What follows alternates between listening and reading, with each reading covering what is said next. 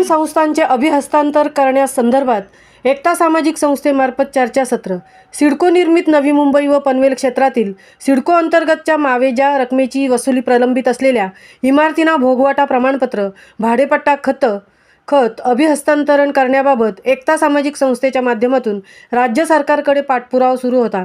त्यास यश येऊन राज्य सरकारने सिडकोतर्फे अशा इमारतींसाठी नवी अभय योजना जाहीर करण्यात आली आहे।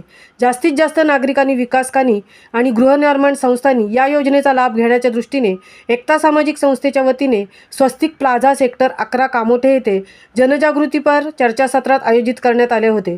यात गृहनिर्माण संस्थांच्या अनेक प्रश्नांना पनवेल सिडको हाऊसिंग फाउंडेशनचे अध्यक्ष कुंडलिक काटकर तसेच या विषयातील जाणकार मुकुंद शितोळे, काशीनाथ जाधव यांनी मोलाचे मार्गदर्शन केले। कामोठेमधील 70 पेक्षा जास्त तसेच करंजाडेमधील काही गृहनिर्माण संस्थांनी यात सहभाग नोंदवला।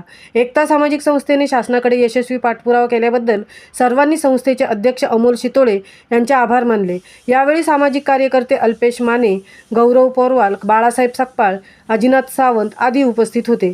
सदर कार्यक्रमासाठी कामोठेमधील स्वस्तिक प्लाझा गृहनिर्माण संस्थेचे खजिनदार हिरा भट्ट यांनी सर्व पदाधिकारी यांनी मोलाचे सहकार्य केले।